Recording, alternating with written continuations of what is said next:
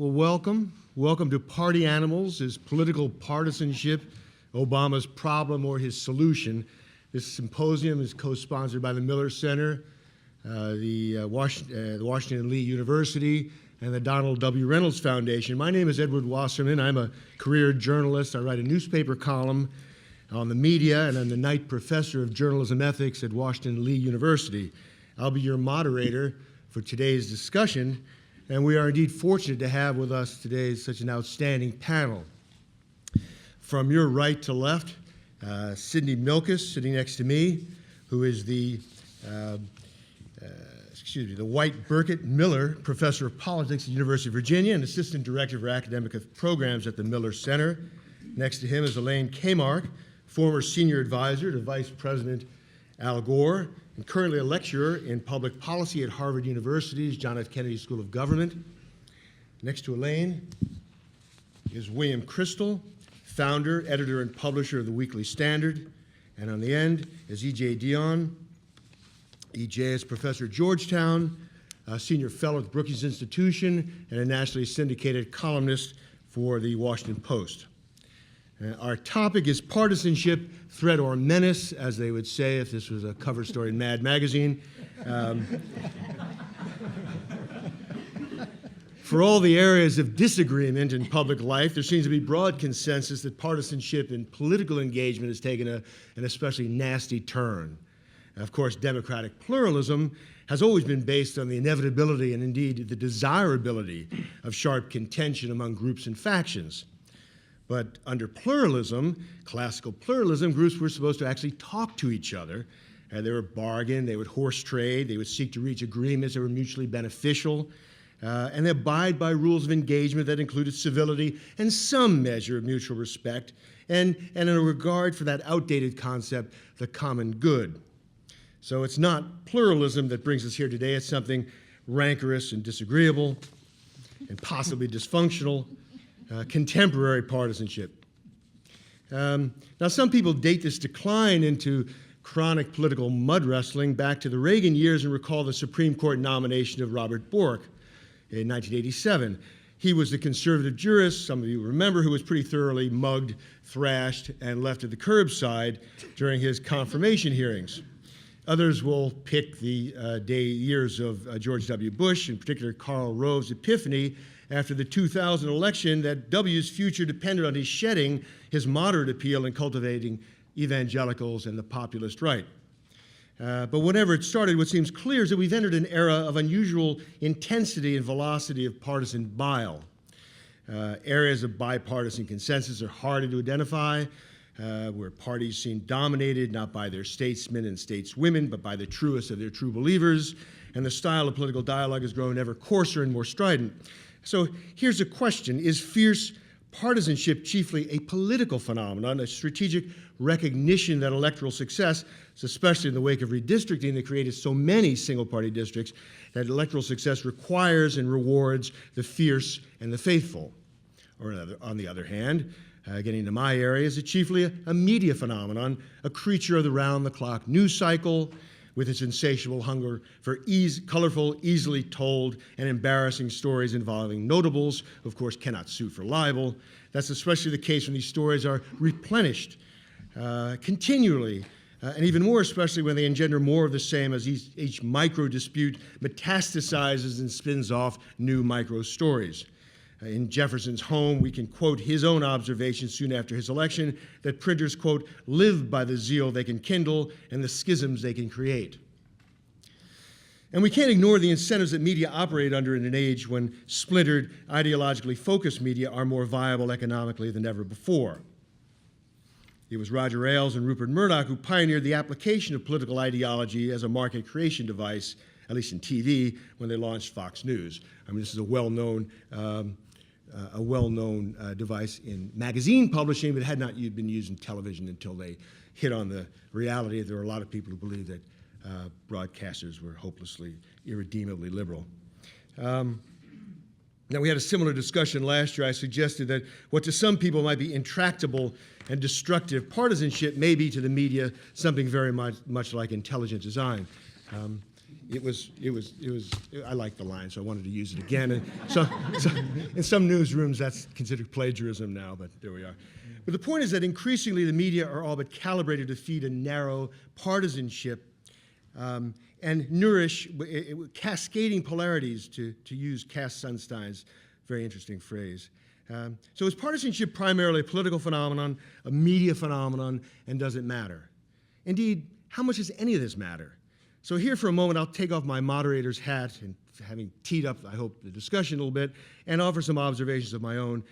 Sure, this stridency makes the news. In fact, much of it seems to be made for the news, and we're fond of the description of news as the first draft of history. But what if news is actually what we distract ourselves with while history is happening somewhere else? There's a sense of theater and spectacle to all this wrangling, and it also may be, in a perverse way, consoling. And maybe this dates me, but I hear echoes of the French anarchists of the 1960s and the critique of spectacle. And I wonder if this spectacle does not encourage us to spend time essentially arguing over the shadows on the walls of the cave. Indeed, thanks in part to the new media, are we creating a splintered, distracted, and ineffectual polity and political class, whose ritualized skirmishes conceal and sustain movements in real power, movements toward greater consolidation and continuing concentration, that the same media have neither the interest nor the capacity to expose. Well, we'll turn to the people who offer some answers to these questions. Our format will be to have our panelists offer introductory remarks, beginning with Professor Milkis. Then we'll give each of them a chance to respond to one another. I have some questions I'd like to pose, and then we'll open up the discussion to the floor. As always, I think we're better served by a lively discussion than an orderly one. This being a university, you'll be able to not only say what you want, but you'll actually be able to explain yourself, unlike the Sunday morning shows. So let's try to listen to each other and remember the golden rule. So, over to you, Professor. All right, thank you, Ed. I think I'll be more orderly than lively. We'll see. Were I playing Machiavelli to President Obama's Prince, which is a delicious but crazy thought, I would counsel him that partisanship is at least part of the solution to the political challenges he and the country face. I confess that I like partisanship. I don't know if I'm a party animal, but I like partisanship. Even partisan rancor doesn't bother me. I love watching these town meetings on YouTube. Now, maybe this is because I come from a dysfunctional, very partisan family in Philadelphia, Pennsylvania. But there's been some academic corruption that has reinforced this view, my like of parties. It's been reinforced by my conclusion that parties play a critical role in American constitutional government. And I recognize that unvarnished partisanship, and maybe that's what contemporary partisanship is, might threaten the core American commitment to individual rights, and it might threaten constitutional forms, such as the division and separation of powers, which embody our celebration of the individual. And President Obama surely has a duty to stand somewhat apart from the partisan fray. But I've long argued that the framers did their work a little too well in protecting individuals and minorities and restraining majorities. Without vital partisanship, in my view, the exalted, elusive phrase in the preamble of the Constitution, often cited by President Obama, "We the people," that becomes simply rhetoric, I think, without strong parties. James Madison himself came to see things this way by the 1790s, acknowledging by then, as he put it, that the Constitution itself must be an unfailing source of party distinction. In fact, the most important chapters in American democracy, beginning with the Jeffersonian Republicans' vanquishing of the Federalists, an episode in which Madison and Jefferson both were savvy partisans, have witnessed intense partisan conflict, no less and perhaps more heated than today's so-called hyperpartisanship. And it's an interesting fact for our discussion today is that America's most consequential presidents, Jefferson, Jackson, Lincoln and Franklin Roosevelt, and President Obama sees himself as being this kind of important leader. They were all extraordinary party leaders. They were either founders or refounders of political parties. Now, that all said, it's still risky to enhance partisanship because despite the importance of the important role that political parties have played in making the constitutional promise of self-government a reality, many Americans, even as they tend at least to lean towards one party or the other, feel uncomfortable with party politics. This has been especially so since progressive reforms took root in the country. Reforms such as campaign finance laws and the direct primary tend to privilege candidate-centered campaigns and the politics of personality, forming a direct relationship between the president and public opinion. More fundamentally, and I think more to the point, progressivism celebrates pragmatism with a large P, the belief that politics, as much as possible, should be transformed into problem solving. We hear this all the time when people talk about the need to fix the healthcare problem.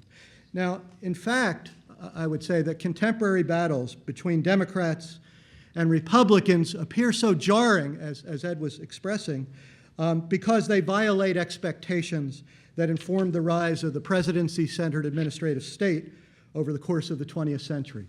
The architects of the modern presidency, Theodore Roosevelt, Woodrow Wilson, Franklin Roosevelt, saw themselves as the stewards of the public welfare, the stewards of the people, as TR put it in a beguiling phrase. And the task of the steward of the people was to emancipate the government from the gravitational pull, from the petty factionalism of political parties. With Franklin Roosevelt, the modern presidency became an institution. It spawned a very expansive executive office of the president, the nerve center of which is the White House office, the West Wing, as a popular TV show had it, that transformed the office of the presidency into a veritable government unto itself.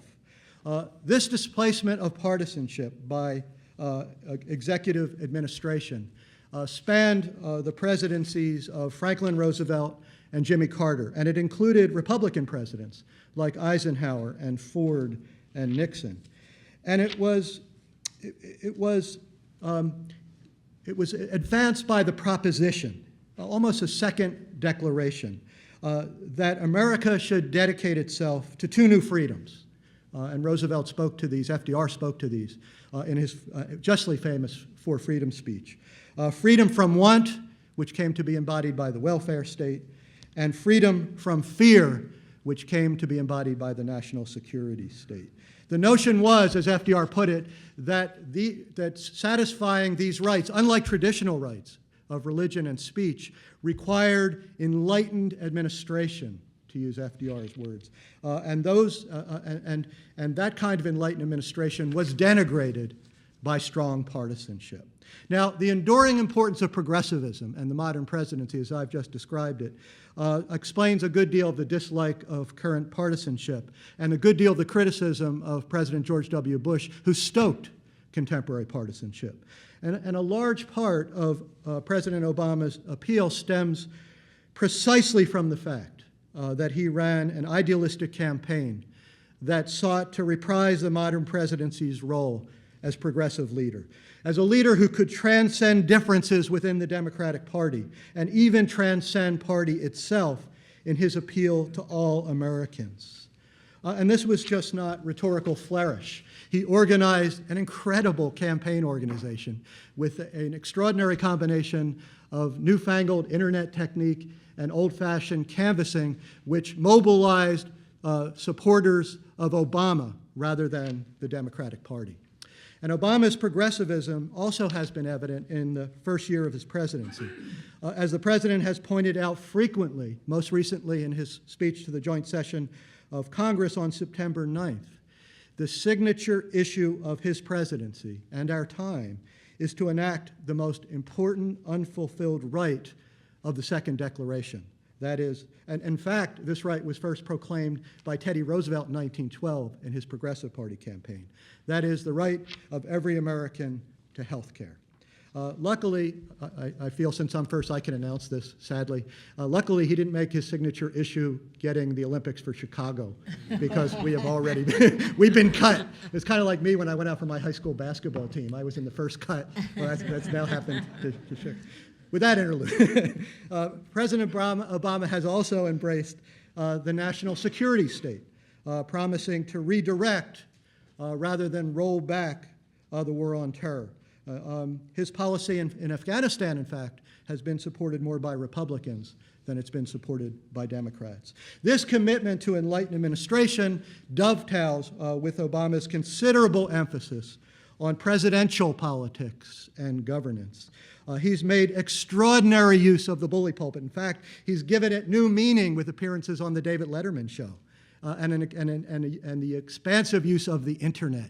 Tweeting has become part of presidential politics. My kids understand this. I don't understand this. In fact, President Obama has taken his campaign apparatus and shifted it to government. It's been lodged in the Democratic National Committee, where it's trying to mobilize grassroots support for his programs, particularly for health care. Again, this is the president mobilizing people in the service of personal loyalty more than it is an effort at collective partisanship. President Obama has also centralized an extraordinary amount of power in the institutions of the presidency, in the West Wing and the executive office of the president, in seeking policy reform. In fact, he has concentrated more policy power in the White House office than any president since Richard Nixon.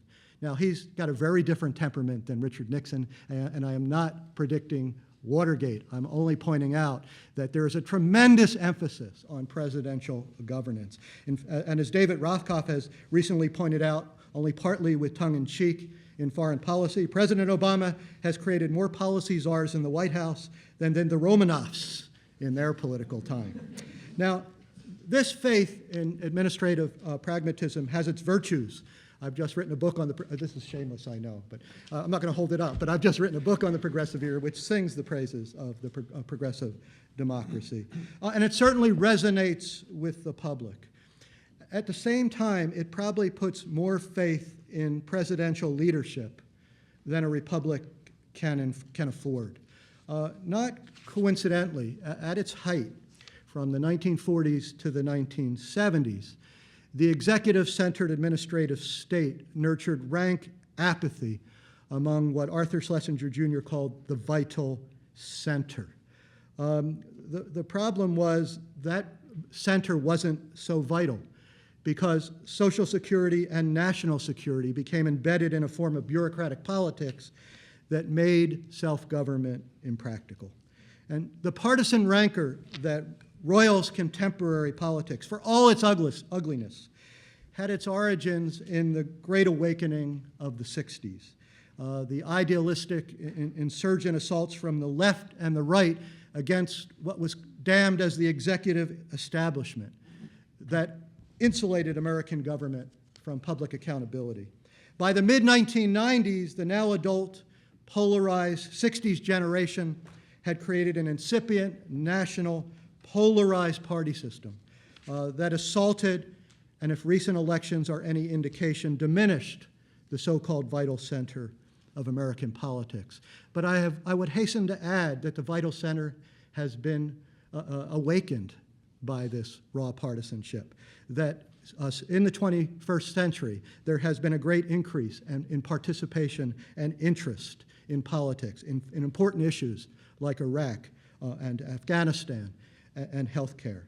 And the town hall meetings that are presently roiling healthcare politics are emblematic, I think, of this renewal of partisanship. They have sometimes been ugly, but I'm reluctant to condemn them because, as the brilliant Frenchman Alexis de Tocqueville saw very early in the game, in the 1830s, the great threat to American constitutional government is not revolution, but partisan rancor. Public apathy, which is the disease of centralized administration. As Tocqueville put it, freedom creates particular hatreds, but despotism gives birth to general indifference. Now let me, I know I'm out of time, but I'm just, oh, you were patting me, just tell me you like that quote. Okay, good. But I am going to finish. The good closing. Well, let me just finish by just saying this, that Ronald Reagan and especially George W. Bush, in the interest of building a conservative political order, and departing significantly from the tradition of modern presidential leadership, drew political strength from and helped advance this new American party system I've been speaking to. And I would counsel President Obama, and I'm sure he's watching our webcast this afternoon, to counterpose, that's an interesting word I thought of, rather than try to transcend their attention to party building. And what I want him to avoid, and I say this respectfully because I have the greatest respect for President Obama, what I want him to avoid is becoming too attached to the alluring but false hope that politics can be replaced by administration. All right, thank you.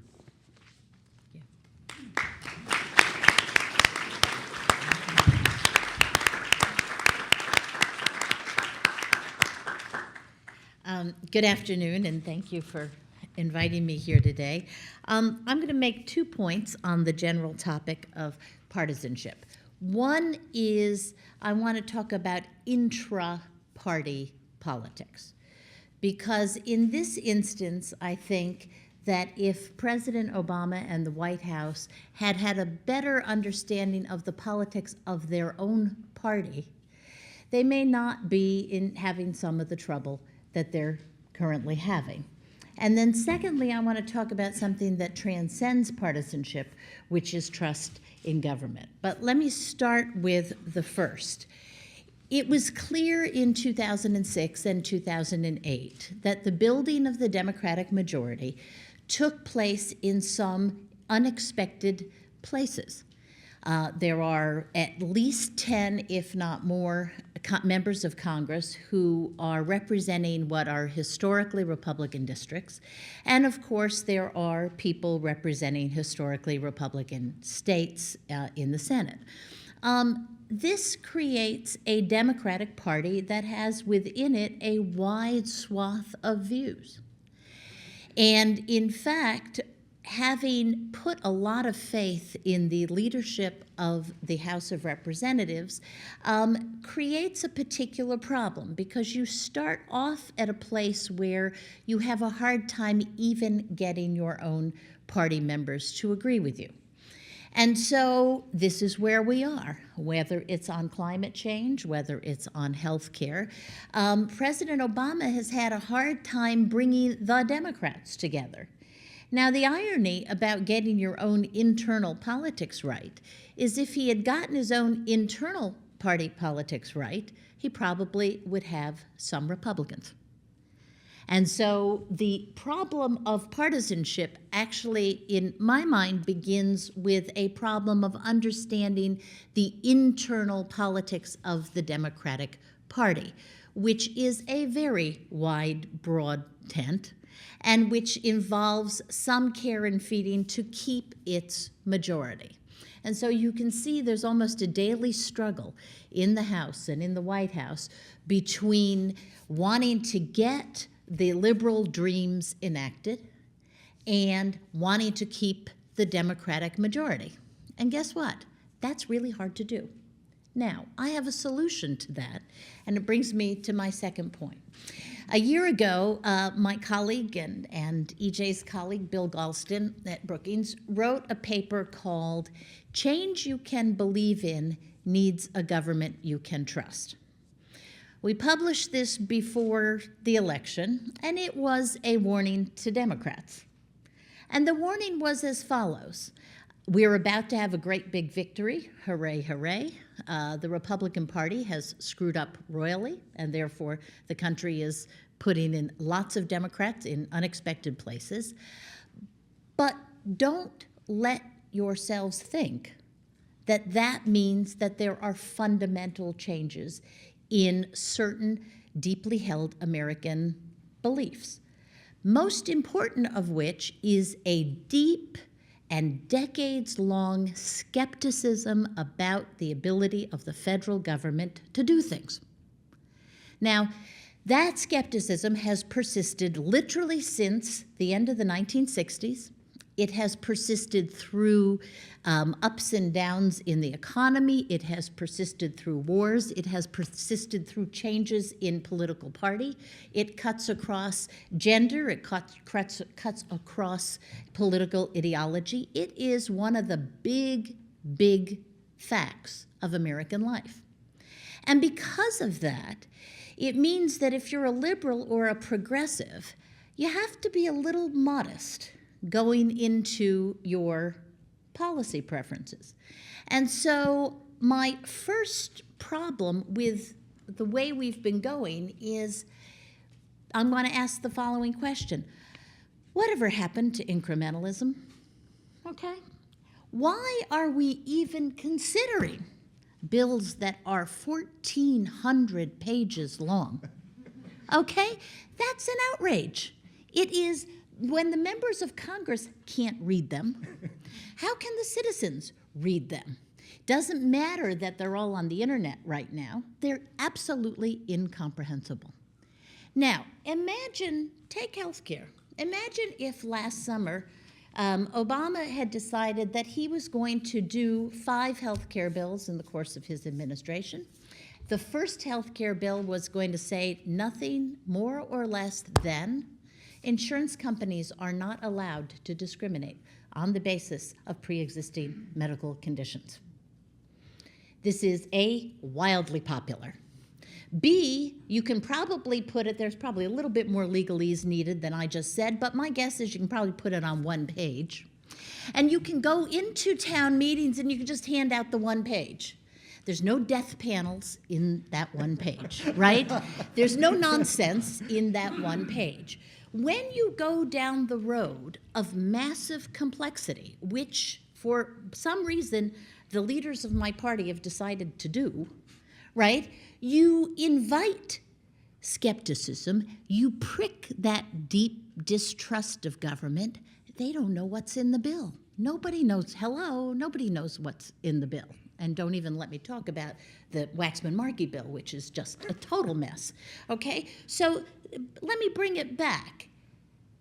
There are 2 things happening. There is big change. Obama captured the need for change. There is big disenchantment with the other political party. So the Democrats have a perfect moment. But their majority basically is based upon a very broad spectrum of beliefs. And frankly, rather than deciding, as every Democrat starts out deciding, to be FDR, they ought to just start out with a couple sensible things that Americans like and that does not wake up this absolutely powerful and consistently under the surface distrust of government, which has foiled Democratic presidents, because I know I worked for the last one who foiled it, okay? I mean, we had a health care bill in 1993 and 1994, and I will just end with the following story. As Hillary was putting her health care bill together, me and Al Gore were putting together an initiative called Reinventing Government. And James Q. Wilson, many of you know, the famous scholar of bureaucracy, wrote a piece in the Wall Street Journal, and it said, the title was very clever. It said, Mr. Clinton, meet Mr. Gore. And his point was extremely simple. It was, why, you've got it all backwards, okay? You need to build some trust in government. You need to cut the government. You need to get government spending under control. You need to do some things like this that make people feel that the government's being run well before you ask the government to do new things. And I think that James Q. Wilson was always been pretty brilliant, and he had a pretty brilliant insight there, which we would do well to listen to, which is understand that there are things that transcend parties, that influence the American public, and if you have a progressive agenda, you have to cope with that. You have to cope with distrust. And then if you can cope with distrust in some way, you can move on to your more progressive agenda. My feeling is that they will figure this out. In the course, they've probably already figured this out. And Clinton, it took him 2 years. He had a first 2 years where he couldn't figure this out, and then he did. And of course, the great tragedy of the Clinton administration is he figured it out. He won a big re-election. He actually had a surplus of actual government money and actual political capital going into his second term. And then, of course, he spent the whole second term wasted fighting impeachment. And so I'm hoping that this history will not be the same, that we will get to a nice 8-year run of progressive government, and that if things move in a more orderly and more modest fashion, dare I say it, an incremental fashion, that actually we may have all those liberal bloggers who are out there screaming and yelling may find that in 5 or 6 years, you know what, an awful lot of stuff got done. But it won't get done through bills that are 1,500 pages, period, end of sentence. Thank you.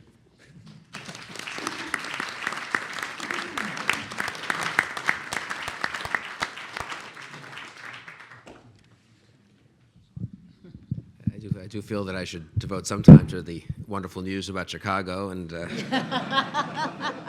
I mean, If not you, who? no, I mean, I'm told that we have to be more citizens of the world these days, and we should be rooting for countries, and indeed in this case, I believe a whole continent, Latin America, that's never had the Olympics before. And then this hegemonic, unilateralist U.S. president flies in at the last moment to throw his weight around.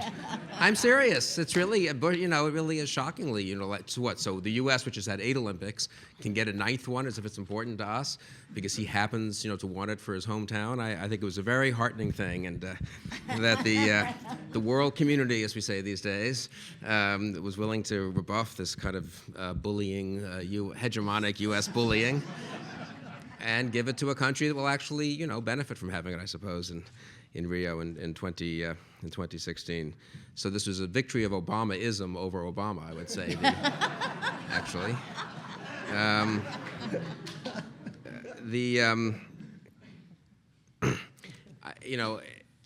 Look, on party, there's a lot of interesting things to be said about parties and partisanship, and people on this panel have written intelligent things about it. Jim Caesar here at the University of Virginia has written a very important book about the founding of the American political parties and other things.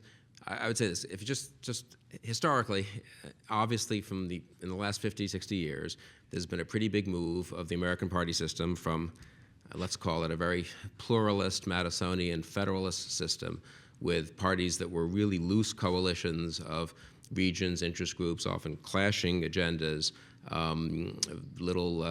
with congressional committees as sort of bastions of power for particular regions and particular members. It's moved in the direction that the American Political Science Association wanted the parties to move in 1952, when they published towards a more responsible 2-party system or something like that. And we have moved in the direction, not I think because anyone planned to, but because of various historical developments, in the direction of more ideologically consistent, coherent, disciplined political parties. And at different times, liberals and conservatives have liked or disliked this, basically depending on whether they approved of whether they thought their party or their ideology was likely to be in power or not. So liberals who were great champions in the 50s and 60s, James McGregor Burns wrote a book in 62, very frustrated, The Deadlock of Democracy, how terrible the sort of prevalence of all these congressional barons and weak moderates in the Democratic Party was, preventing aggressive progressive action by President Kennedy. So when Reagan became president, and certainly when Gingrich in '94 took over, suddenly liberals developed a new taste for sort of moderates and bipartisanship and hostility to one party ramming things through. Republicans certainly can develop this taste now. But it's interesting. Howard Dean actually, after Iraq, which was a bipartisan vote, and after the left turned on Iraq, and to be fair, some of them were always against it, what was Howard Dean's rallying cry? He represented the Democratic wing of the Democratic Party, which is a perfect expression, actually, of a sort of Reaganite rallying cry, which was in effect he represented the true Republican or conservative wing of the Republican Party. But whichever side has played whichever rhetorical game, certainly historically we've gone from much more Madisonian system, let's call it, or maybe that's not even quite the right word, but let's say pluralist/federalist, decentralized party system to a more parliamentary type of party with a president who is a strong leader usually of his congressional party with a strong speaker, and even now a strong majority leader, I would say. It's pretty striking, the idea that Harry Reid is going to, in his office, meld the two bills produced by powerful Senate committees. I don't think that would, even Lyndon Johnson, who was a very strong majority leader, was strong because he could manipulate the committee chairman, but this kind of direct action by the congressional leaders, and there are having congressional rules changes, which have strengthened them, obviously, vis-a-vis the committees, and their close relationship with the White House. We have something closer to a parliamentary system. Now, it's not a fully parliamentary system. If it were, we would have had health care and cap and trade passed already. And in a way, what we're now having is a test of how parliamentary the system is. Is how Madisonian does it remain? Does Madison, so to speak, thwart Obama and Pelosi and Reid, or not? And it's going to be a very interesting sort of test for politics and political science. And a lot of these things are, however, are not determined by big underlying structural conditions, but by particular judgments made by particular individuals. And in this case, we could argue about whether the president or Rahm Emanuel or others have made tactically the right decisions. My own view is that the kind of party system we have now, and I haven't thought this through exactly, so I wouldn't want to be held too much to this, but I think it's actually a reasonable system. That is, if you sort of step back and say how, if one extreme is, 1962 or 1952, really dispersed, decentralized system, senators really more responsive to their unquestionably more responsive to their local interest groups, virtually owned by them in some cases, literally, paid by them in some cases, not terribly responsive to the national party or to the national party leadership. And the other extreme, again, is a kind of pure, I'm not even sure parliamentary is the right word, but a real kind of parliamentary whip system where basically the prime minister or the president decides and everyone falls in line.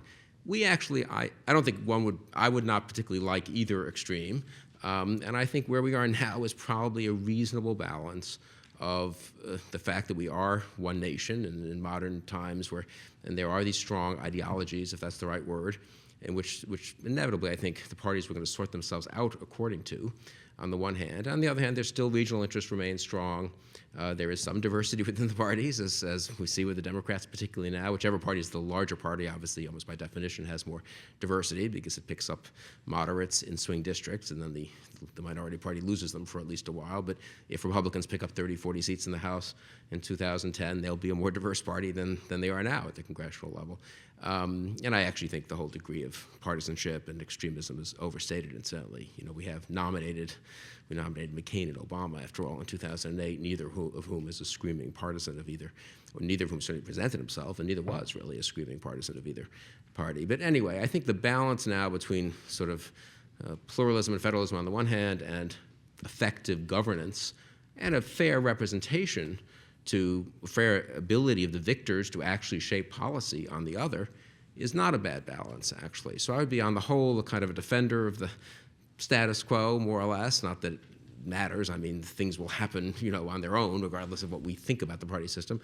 I would also even defend, Ed was mentioning the media and its alleged, contributions to the coursing of discourse. I'm a big doubter about that.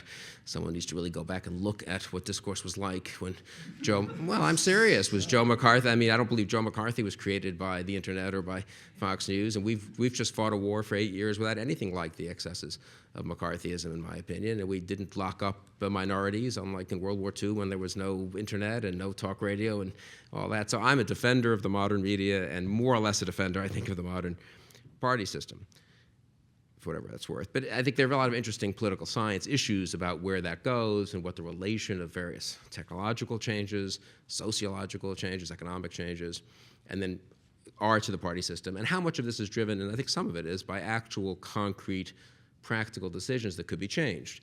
Redistricting is an obvious candidate if you want to say that the parties are made even more homogeneous than they would otherwise be, in Congress. I would say campaign finance is, I think, an underappreciated contributor perhaps to certain aspects of the way the parties now organize themselves. The parties can spend a huge amount of money. The individual candidates, unless they're self-funders, can't, which in my mind gives the party leadership a little too much control actually over dissidents and makes it hard for sort of troublemakers to run for Congress or the Senate unless they're blessed by the leadership. I see this on the Republican side quite a lot.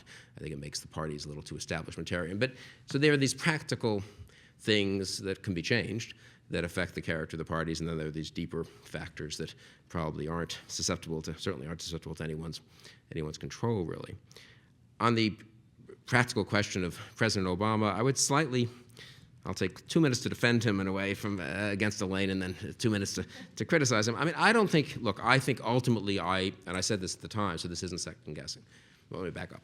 We're being too quick here. I think Elaine is, to assume that he's going to fail in all these things. I mean, I myself don't support any of this legislation, but we might look up a year from now, and at the end of the day, messy as it's been, he could end up with a pretty successful first 2 years in office with doing what he wants to do in terms of the size of government, in terms of basics of economic policy, financial re-regulation. I would say health care, which strikes me as a 50-50 proposition now. Cap and trade, who knows, but he might get that in the next 2 years. And I'm not sure, I was a critic. I mean, at the time, in February, March, I argued that it was, I thought, risky and maybe rash of the president and Rahm Emanuel to take the attitude that there's a crisis, let's go for everything, this is our moment to jam it through. We've got 60 votes, 256 votes in the House. We'll take our lumps if we have to. I do think this was their thinking. We're going to lose seats anyway in 2010, so if we lose 25 instead of 15, who cares? If we can change public policy in fundamental ways, we should do it. And from their point of view, I don't begrudge them that decision or that choice, and it's not clear to me yet that it was wrong. I mean, at the time I thought it was likely to be wrong, and I still think it's likely to be wrong, because I do think it underestimates the Madisonian barriers to that kind of action. I think it overestimated Obama's personal popularity and sway. I mean, the myth of Obama, and I would say Sid, I thought fell into this a little. I mean, he ran behind the Democratic Party in 2008. If I can just be empirical for a minute, the Democrats got a higher percentage of the vote, if you add up all the national vote for Congress, just by a point or so, than the president did in 2008. The Democrats got a higher vote in 2006, incidentally. So if you want to be hard-headed about it, I mean, there's a huge, Bush is incredibly unpopular. We fight a war, an unpopular war that becomes very unpopular, and we fight it badly for 3 years or so. We don't have we have an admirable man as the Republican candidate, but not a very good Republican campaign. We have a financial meltdown on September 15th of the election year, and the Democratic candidate for president gets 1 percentage point of the vote less than the Democrats got in 2006 or than they got at the congressional level in 2008. It's not so clear to me that he had such a mandate.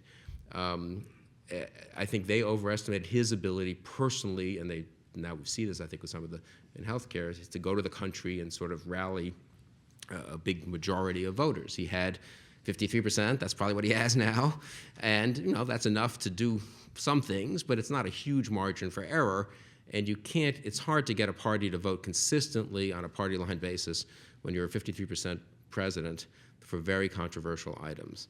I think he made a mistake in not focusing on the economy in the first year. I think in this respect they misread the lesson of FDR and the New Deal. Social Security passed in 35, not in 33. I think do this thought experiment. What if he passes the stimulus? Let me bracket that for a second, how that happens. Let's even assume it's a partisan vote, though, which I think they mishandled, but it's a partisan vote stimulus. And then he does financial re-regulation. And he says we can't have banks leverage themselves 30-1. It's totally irresponsible. 1 million Republicans agree with him. I agree with him. He proposes, a sort of moderate form of financial regulation, risk regulation. It's very confusing and complicated. Half of business types are for it. Probably the Weekly Standard is okay with it. The Journal doesn't like it. He splits Republicans and conservatives. That will go through with 80 votes. What if that were the thing that had happened in September of 2009 instead of the healthcare fight? I think you would have been much better off. My view is, and this is where I agree with Elaine, that if you could have gone economic focused, split the Republicans in 2009 and set yourself up for a stronger position in 2010, or if need be, in 2011. Now they felt, and it wasn't crazy, that we'll never be stronger than we are now, and let's just go for it early on. And they believe in it. I mean, they believe that healthcare and cap and trade are the right thing to do, and so they wanted to try to do it. But I think they overestimated his strength. They overestimated the significance of the election returns. They even overestimated the meaning of the 2 successive Democratic victories in 2006 and 2008, which were substantial. '06 and '08 were the strongest showing by any political party in America back-to-back in 50 years. So people shouldn't underestimate what happened there. To go from a 50-50, 49-51 country for the Democrats to a 55-45 country in 2 straight elections, that doesn't happen that often in American politics. And they may have thought they had a real mandate and a real chance, but the polling on Election Day showed that self-identified liberals were up 1 percentage point, and conservatives were down 1 percentage point, and moderates were still the majority, the bulk, the plurality of the electorate. The country did not lose its skepticism of big government, despite the failures of the alleged. I'm not going to get into what happened, but let's say despite what was perceived to be despite a financial meltdown that was perceived to be the result of a deregulatory, tax-cutting, smaller government party and its agenda. I think they overestimated the automaticness, if that's a word, of how much that would revive liberalism or social democracy. I think in Europe, everyone's been surprised by this too. And I was surprised too. If you had asked me a year ago, isn't the left going to be a lot stronger around isn't that what happens when we have a big recession that is arguably caused by, to use a Marxist phrase, finance capital, and which it was. I mean, that's what's sort of amazing. And the public in Germany, which is a country with a great, very strong social democratic tradition, decides, no, we still want to have a CDU chancellor and actually a slightly more conservative government. And in America, it turns out that the country hasn't really changed its mind much, apparently, on some of these big questions of how government works and the kinds of things Elaine was talking about. I'm not sure that, I think that now looks to me to be the case. Maybe it wasn't unreasonable for President Obama and Rahm to think that needn't have been the case, and maybe they made tactical errors that could have made that not the case. If they'd sold the program better, there are all kinds of questions you could raise about how they did it. So I don't think it was ridiculous of them to try to do it, and I'm not sure they're going to lose, but I always thought it was a bit of a reach to go with a huge health care reform and a huge climate change bill in the middle of a financial crisis with unemployment bound to be growing. I mean, it's just tough to do something that is going to put burdens on employers. There's just no question it is, even if you're for these programs, at the time when unemployment's going up. And they knew unemployment was going to be going up throughout 2009. And if I were they, I might have focused more on that and continued to blame Bush for that, just from a political point of view, as Roosevelt did, incidentally, for years into the 30s. In a way, and that's my final point, just tactically again, I think they overestimated the death of the Republican Party, and especially of conservatives and of a certain kind of populist conservatism. They believed their own rhetoric a little bit on that. And so I think they didn't think you could have the kind of comeback that I think their sort of vision of what 2009 would be like would be President Obama would have the field to himself, against some pitiful third-level team that would try to tackle him occasionally, and they would have no problem accomplishing things in pretty serious order. And they were surprised with just a few stumbles on their own that there was, I don't think it was the Republican Party particularly, but there was enough out there that was able to gin things up to cause trouble for both intellectually and sort of from a populist way for Obama, for the Obama administration and its agenda. I do think the stimulus package, final point, and this is just a pure tactical point, he could have split the Republican Party on the stimulus. He could have split conservatives. We would have been for, the Standard would have been for $450, $500 billion stimulus. The Journal would have probably been against it. You would have had much more disarray. Mitch McConnell told me the first week after Obama was president, was inaugurated, that he expected there to be 80 votes for President Obama's stimulus package. That's what everyone expected. Now, we can say, we can lament the fact that the Republicans were so partisan and blame the Republicans, or we can lament the fact that Obama was so partisan and blame him. But lamenting aside, as a governing matter, I think they had a pretty big interest in keeping the Republicans in more disarray than they did. And maybe they wanted to and just failed to. Maybe they thought it wasn't necessary because the Republicans were pathetic anyway.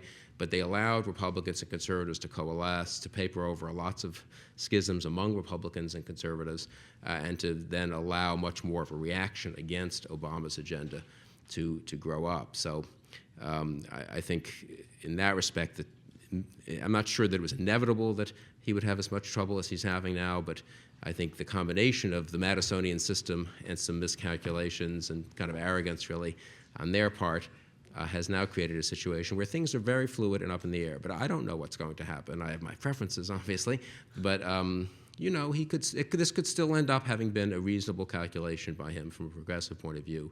if he gets enough through, and if the country is in decent enough shape, it's perceived to be that he has a decent election in 2010, he gets another 2 years with the Democrats in control, and he really, we shouldn't be too, I tell my Republican and conservative friends, we shouldn't be too quick to assume that the setbacks he's had so far necessarily mean that he's that he's somehow, his agenda's been decisively defeated.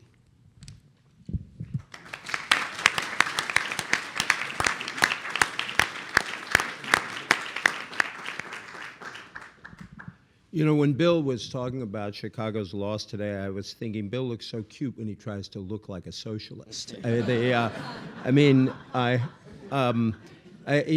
was rooting for the American president, the great city of Chicago. He was rooting for the socialist president of Brazil.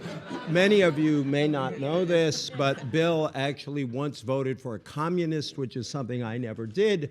And I can tell you it's extremely satisfying to red bait a neoconservative. It's nothing better. And also, he mentioned that Fox News didn't invent Joe McCarthy, but they would have given him a talk show. And Joe McCarthy, Glenn Beck makes Joe McCarthy look like Dean Acheson. So I want to say, I just want to say it's wonderful to be here. My wife went to UVA Law School and used to live right outside that window in Ivy Gardens, and it's fun to be back in Charlottesville. And I love this panel. Sid's book on the 1912 election is wonderful. He had every right to plug it. I'm in the middle of it now. This is a great election. 4 candidates. There's actually a progressive party, the Democrat, it runs second to the Democrats. There's a socialist party that gets 6% of the vote. I mean, a real socialist, not the fake kind they talk about on Fox News. And the conservative gets 23% of the vote. Now, that's a heck of an election. Anyway, Sid's, and then Elaine, I love Elaine, and fortunately, my wife knows that, her husband knows that. I was one of the only journalists, I think, who wrote a lot about reinventing government. I actually disagree with her on the size of health bills, but we can get to that. I don't think there's any way to write. This is a lump in the carpet problem, is once you start tackling the healthcare system, you have to keep adding pages. But we can talk about that. And I think we should actually pay homage to Bill's dad, who many of you know died last week. I realized I wrote a piece on Bill's dad, who was a conservative with a twinkle in his eye. And he was an incredibly smart and warm man. And I realized I felt the same way about him as I felt about Bill Buckley, which is I wish he hadn't been so damned effective. Bill gave an absolutely wonderful eulogy for his dad that was reprinted in the Weekly Standard. It was very much about the man, about the dad, about the husband, about the human being. And I got to say, it's the first piece he's written in many, many years where I agreed with every single word he wrote. And I couldn't resist on my blog linking to one of my favorite Irving Kristol pieces written back in 1968, and the piece was headlined, "Why I Am for Humphrey." And it's a shame it didn't stay there, but God bless Bill's dad. And so now we leave this moment of warm bipartisanship for our previously scheduled argument. I was thinking about how do you frame this bipartisan question. I mean, everybody talks about bipartisanship, they condemn it, then they feel superior and reasonable, and they go off and have sherry. And there's something, I've always been skeptical of some of this talk. Remember, bipartisans used to be made fun of as mugwumps, people with their mug on the one side and their wump on the other, a term from the 1890s. And so I was trying to figure out, well, what are we talking about here? What could be a useful form of bipartisanship? And it struck me that the one decent workable definition is circumstances in which the two parties collaborate to do something hard but necessary. And by that definition, I think the last major act of real bipartisanship I can think of is the 1990 tax budget bill passed by a Democratic Congress with President Bush. It was very unpopular. It helped President Bush lose re-election in 1992. Democrats didn't like the spending cuts that were in it. Republicans didn't like the tax increases that were in it. And it was genuinely bipartisan. I don't count as bipartisan places where a president of one party does what the other party actually wants to do. So I don't think of NAFTA as generally bipartisan because Republicans were happy to support Clinton on free trade. I don't really count the the No Child Left Behind Act as yes, but I think, That was what conservatives Is that prefer. incremental? yes. Yeah, the conservatives were for only 10 million children left behind. The No Child Left Behind Act, because that included a lot of money that Democrats wanted to spend. So I thought of the 1990 budget bill.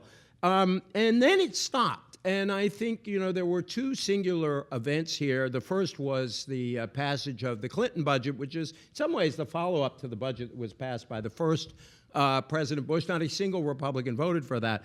But I think another extremely important event, I think that it really sort of set the tone for this rancid negative politics, was a memo written by a shrewd but ruthless political operative back in 1993. I'm going to read just a brief passage from this. This was about the Clinton health bill. And if you remember, at the beginning of the year, John Chafee wanted to work with Clinton. Bob Dole had a bill so progressive that Democrats would love to embrace it right now if it were on the floor. And then this ruthless operative wrote, "The long-term political effects of a successful Clinton health care bill will be even worse, much worse.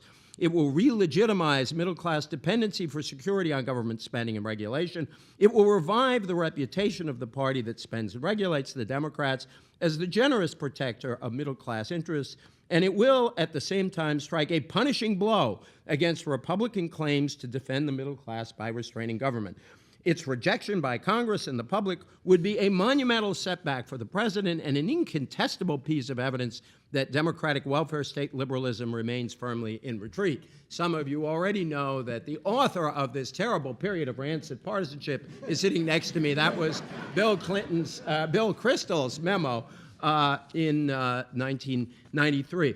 And I really do think that when we think about this, I think, Bill, one thing I agree with him on is that it is true that the political scientists back in 1950 called for a responsible two-party system, parties more ideologically pure, and now a lot of people don't like the result of that. Nonetheless, I think the real change here has been in the Republican Party, and that almost all bipartisanship actually takes place within the Democratic Party, which is now a coalition of the left and the center. A lot of the people who were once moderate Republicans, both in the electorate and in Congress, are now in the Democratic Party. Bill Clinton famously in the 90s, when he was trying to balance the budget, said, "We're nothing but Eisenhower Republicans." There's a great deal of truth to that.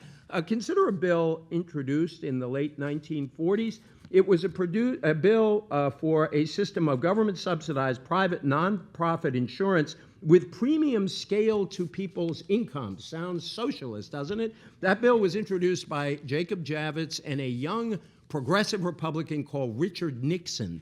That was back in the 1940s. This is thanks to a wonderful piece by Paul Starr. Of course, we know Nixon had a very progressive, again by today's terms, healthcare proposal in the 1970s. Something has happened to the Republican Party. A couple of data points.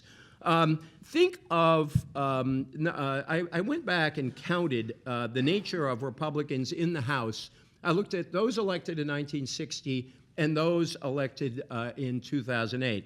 There were 174 Republicans back in the 61-62 House, 178 now, about the same number. Way back then, in the 11 states of the old Confederacy, there were 7 Republicans from all of those states. In the current Congress, there are 72. In that Congress of 1960, there were 35 Republicans from New York and New England. Right now, there were 2 left, including none from New England. This is a party that has changed massively, both in regional terms and in ideological terms. Data point. In 1992 election, according to the exit poll, this courtesy of my friend Dan Baltz, 49% of Republicans called themselves conservative. 2000, 54% of Republicans called themselves conservative. 2008, 64% of Republicans called themselves conservative. At the same time, the Democratic Party is still more preponderantly moderate than it is liberal, with still a rather significant group who call themselves conservative. I think that is people talking about their values. I think the Republicans have become an extremely ideological and regional party. I note that Rick Perry in Texas is trying to win re-election by suggesting that secession might be useful. The last time anybody won an election on secession was in 1858. The party of Lincoln looks like it's becoming the party of John C. Breckinridge and Jefferson Davis in some parts of the country. And so I think in this circumstance, it becomes exceedingly difficult to create anything like what we used to think of as bipartisanship. And that's just a fact of political life that I think we have to live with. You have to live with the Republican Party you have, not the Republican Party you wish you had. And I think that you can make a case for a greater degree of moderation. I would actually like a world in which there was a somewhat more diverse Republican Party, in which you could build cross-party coalitions with a number of people in the party and not just a single senator from Maine. But I think that that is sort of what we are living with now. Now, I think that for the future, in suggesting that the Republicans are right now a quite ideological and largely regional party, I do not rule out the possibility they can win an election soon. I think one of the big tests is going to be whether the Obama administration can be successful enough and whether the economy improves enough that what I believe looks like a potentially natural, I have a lot of qualifiers here, because remember Karl Rove declared that the 2004 election was the beginning of a rolling realignment. We should all be aware of declaring realignments too early. On the other hand, there is clearly a potential Democratic majority there, and I think the most significant indicator of that is the political behavior of young people. The generation under 30, you can really extend it up to 35, I think is the replacement generation for the New Deal generation that went off to its eternal reward. They voted 2-1 for Obama. They voted Democratic in 3 elections in a row. It's the only age group in the country, by the way, where there were more self-identified liberals than conservatives. So assuming a decent economy and some degree of success on Obama's part, I think there is potentially this continuing victory. If the Republicans get in short term, if something goes terribly wrong with Obama, I think it'll be a real challenge to govern if they remain a party that is this right wing. It won't be as regionally based because they're going to have to win elsewhere in the country. I think over time, if there are some Democratic victories, I think you will see the reintroduction of a kind of moderation in the Republican Party. It took a long time for them to get to Dwight Eisenhower in 1952. It took a long time for the British conservatives to get to David Cameron, who has tried to remake the Conservative Party into a more moderate kind of conservative party.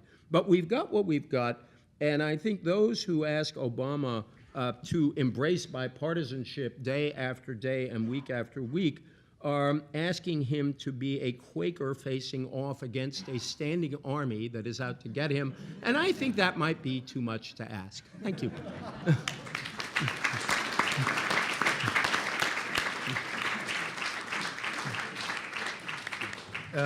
Bill, fairness dictates that you have a right of reply here. This is one place where the fairness doctrine still exists. I don't. Don't be nonpartisan. I'd say TARP in September of 2008 arguably was a big bipartisan vote, and in fact I think that argues a little bit against the notion that we're in the age of rampant partisanship. We just passed a bunch of appropriations bills in the House. I mean, maybe people don't care about this. All it is funding the federal government. But most of them were 370 to 60 votes, you know.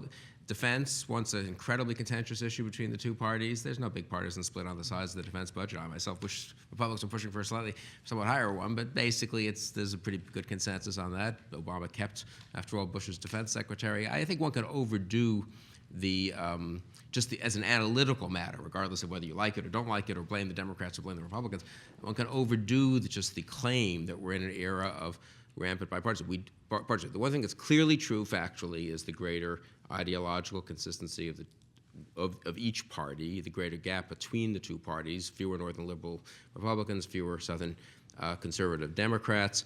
And I would say, and this is a little more complicated, the alignment politically, and this is true to broader social and cultural things, I think, of conservatism and liberalism across different issue areas. So that we have a party now that's conservative in the Republican case, more or less on economics, on hawkish on foreign policy, and conservative on social issues, and the opposite on the Democratic Party. Now, I would say, it's a real shame that the Democrats have expelled all their pro-life. You can't be a pro-life Democrat and run for president, and so the liberal would say it's a real shame the Republicans have expelled all that. You can't be a pro-choice Republican and run for president. But whatever the causality, and whichever party one wants to label as the more unfriendly or intolerant or smaller tent, it's factually true, and I don't think that was not once the case. That is, once the economic issues, the social issues, the foreign policy issues used to, it seems to me, cut against and across one another a little more, which obviously muddied up the party divisions on different issues. And now, for reasons that I think are beyond any particular, that are somehow much deeper, you do have a sort of more consistency. That's not quite the right word, besides consistency, but more just, what's the right word? If you're conservative on one, you're likely to be conservative on the others. And so the parties line up against each other just more often as a factual matter on a whole host of different issues, where you would think analytically there's no reason why that would have to be the case, but for whatever reasons, it is the case. My only other point on that, just two very quick ones. I don't want to get in the game of saying, EJ will say the Republicans are too ideological, and I'll say the Democrats are too ideological. I would say in 07, 08, the fact that the Democratic Party lined up and voted consistently to get out of a war that half of them had voted to authorize and were really willing to get out no matter what the consequences, and that was their deeply held view, and they made it a party issue, and Bush was barely able to sustain the surge, is really unprecedented in modern American history. People have disliked a lot of wars, there's been opposition to wars, but there have never been the series of votes that there were to cut off funding in 07, 08, including in Vietnam, incidentally, where there was A, not as much of a partisan split, and B, they never really cut off funding until we were virtually out of there. So we can blame, or we can say that there's been a greater mobilization of partisanship on either side. I argued with people in the White House who wanted to help support the surge. There were people who thought as late as January of 07, well, of course we can get some Democratic support on this. Petraeus will come and say it's the well-considered, we can't just lose. And I remember saying, I don't think so. I think this is now a different Democratic Party than it was even in 05 and 06. Again, blame whoever you want, but I think there's plenty of evidence that each party has become considerably more ideological. Immigration, incidentally, was an attempt by moderates in both parties to work together as recently as 07, which blew up sort of in both sides. It'll be interesting to see if the Obama administration comes back to that. The only other point is, and this is two sentences, is the EJ likes, of course, the Eisenhower model, the David Cameron model, which implies you're out of power for 20 years in the Eisenhower case, or 12 years, I guess, in the David Cameron case. Some of us like the 76 to 80 model, where a party is totally on its back and looks ridiculous and incapable of doing anything in 76 and governs in 1981. Okay, just two quick points back. Yeah. First, I take Bill's point on the TARP, although I never trust anybody who uses this phrase, but I'll use it anyway. In a funny way, that is the exception that proves the rule, because it really took us falling off into a Great Depression to create a moment in which that sort of thing happened. Secondly, we can go back and forth on this, but I think that the data suggests that if you simply look at the makeup of the Republican Party in the electorate and the Democratic Party in the electorate, as of right now, the Democratic Party is a broader coalition than the Republican Party is, which is why, by the way, that the Republicans behave with more coherence in the Congress and the Democrats have more trouble pulling together, because they have a much broader set of people that they have to make deals with. And I guess a war like Iraq is itself unprecedented in American history, so I'm not surprised that you've had the opposition that you had, and I'm using unprecedented to be charitable here. I wanted to piggyback on one of the points Bill made. I noticed in your presentations, none of you talked about foreign policy specifically. And some of the biggest challenges coming up, Afghanistan, Iran, et cetera, involve that. I'm wondering how, I'd like to coax some comments out of you about how partisanship is going to color those kinds of determinations. So have at it. Well, look, I think you've already seen that the review of the Afghanistan policy is being driven by the Democratic left and by a Democratic Party that's saying, what? We need more troops? Where are you going? What are you doing? Why do we think that more troops would work here when you know, we've been in here for a very long time. Is this Vietnam, et cetera? So I think that the review is clearly prompted by, again, the internal workings of the Democratic Party. And it's the point I made that I think EJ's comments were the flip side of. That when you have I think we are in, I'll just go out on a limb here and say, I think we are in the middle of a realignment. I think we're going to have Democratic majorities or near majorities for a very long time, and it's going to be because of generational replacement. And I think when you are in this kind of situation, and you have a Republican Party that is very geographically based, very worried about its conservative, a very activist base, worried about primaries, et cetera.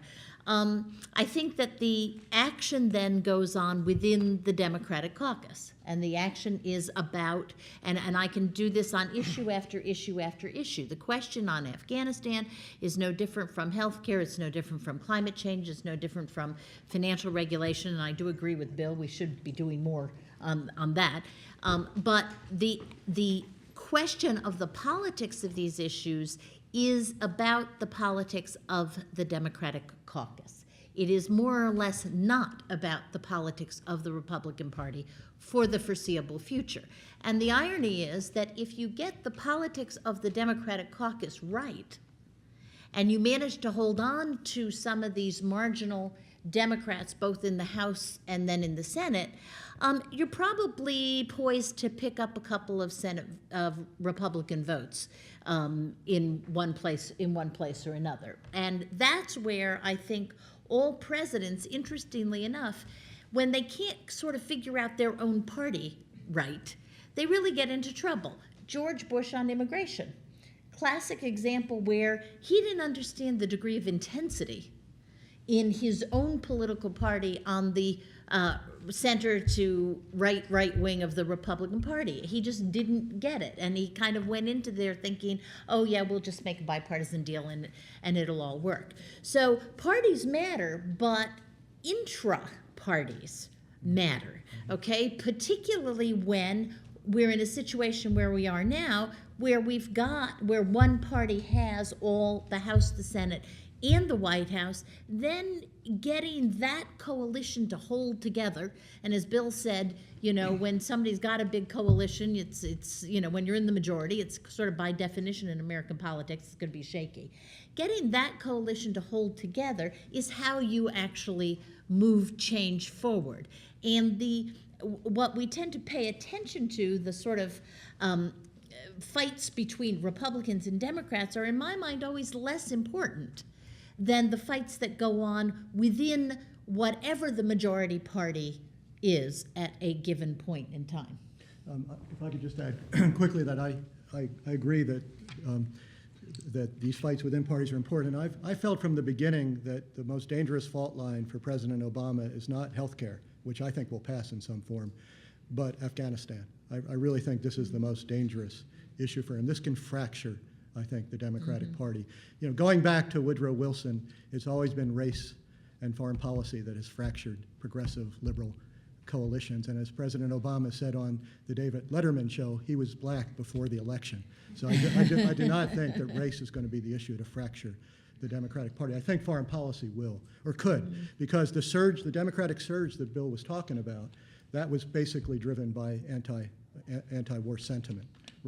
Opposition. You mean Democratic opposition to the surge, not the Democratic surge. I mean the Democratic surge in elections. I see. That led to their victory in That you meant 2006 okay. was I think driven by anti-war feeling. And one of the things that really helped Obama in the primaries was that he was not in the Senate when this Iraqi resolution was voted on. Hillary Clinton was, and she voted for it. And so he could say. Yeah, but Obama ran promising an intensification of the war in Afghanistan. Yeah, but this is what you have to understand your party. There was strong opposition in the base of the Democratic Party. That's right. To When this he war. did that, So he did promise that, but that's the problem. This is not party politics. This is presidential politics. And but parties are strong now, and I think there is a strong, relatively ideological Democratic base, and where you see it, I think, most significantly is in foreign policy. And can I just add to this in one way? we always, again, to go back to my intra-party thesis, what has happened also in this period of time we've been discussing is that congressional seats have gotten safer and safer and safer. We have very, very few swing districts at all, any place in the United States. Now, what that means is that any given member of Congress on any given day is not worried about the other party. They're worried about their own party. So if you're a Democrat, you're worried about an attack or a primary challenge probably from your left. If you're a Republican, you're worried about a primary challenge from your right. The operative anxiety for members of Congress these days come from primary challenges, not general election challenges. Now, that's not as much true of senators, and it's very much not true of governors, because they actually tend to have quite much more, the most competitive of these elections. But for members of Congress, they are worried about the internal dynamics that are in their own party, and that comes from this unique system we have, which we do not share with any other democracy, which is we have primaries as opposed to party lists. Ironically, there are actually people in the British Labour Party talking about primaries, and I sort of said, no, don't go there. Somebody has just written a book on primaries. Everyone says this, but I just would like to say I don't agree with this. I mean, everyone. When I was on TV in late '05, and I said, of course, Republicans could well lose Congress if these generic polls hold up. I was mocked. I mean, not in a nonpartisan way, by people on the panel, just bipartisan way. I said, well, don't you understand? Everything's redistricted and gerrymandered now. You can't have this kind of turnover, and we've had big turnover. Right.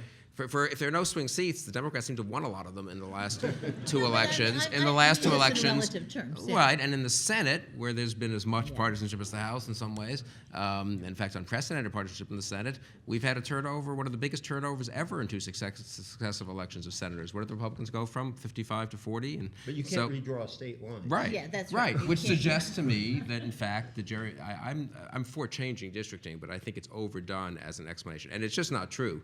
I don't think that people fear primary challenges more than losing a general election. There have been very few successful primary challenges in the House in the last few cycles, and there have been a lot of members who've lost, actually, to the other party. And '94 was in people's memory, and then '06, '08. So I think, honestly, that's a little overstated. I agree with Elaine on, look, it's very hard to, I'd put slightly differently this question of managing your own party, though. It is hard to govern.